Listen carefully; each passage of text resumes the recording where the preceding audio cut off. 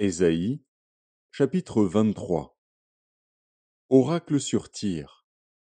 Lamentez-vous, navire de Tarsis, car elle est détruite.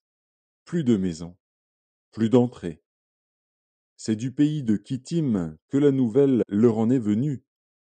Soyez muets d'effroi, habitants de la côte, que remplissaient les marchands de Sidon, parcourant la mer. À travers les vastes eaux, le blé du Nil, la moisson du fleuve, était pour elle un revenu.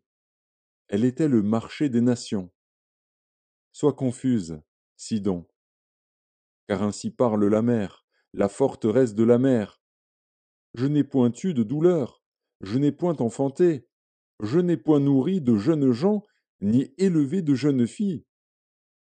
Quand les Égyptiens sauront la nouvelle, ils trembleront en apprenant la chute de Tyr. Passez à Tarsis, lamentez-vous, habitants de la côte.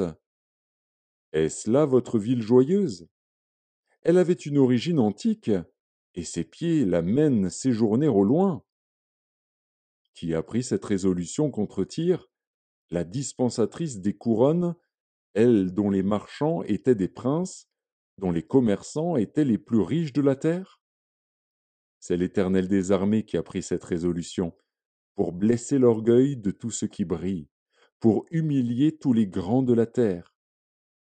Parcours librement ton pays, pareil au Nil, fille de Tarsis. Plus de joug. L'Éternel a étendu sa main sur la mer.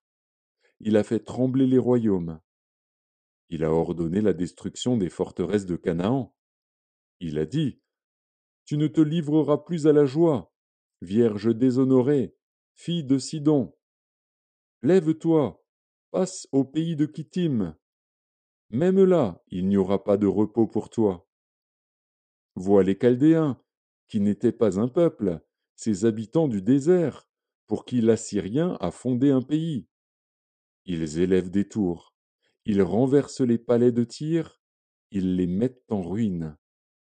Lamentez-vous, navires de Tarsis, car votre forteresse est détruite. En ce temps-là, Tyr tombera dans l'oubli 70 ans, ce que dure la vie d'un roi. Au bout de 70 ans, il en sera de Tyr comme de la prostituée dont parle la chanson.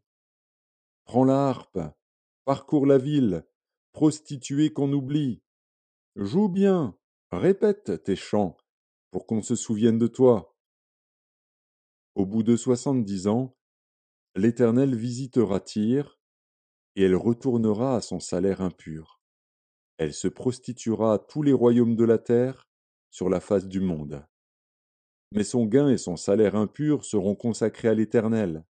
Ils ne seront ni entassés ni conservés, car son gain fournira pour ceux qui habitent devant l'Éternel une nourriture abondante et des vêtements magnifiques.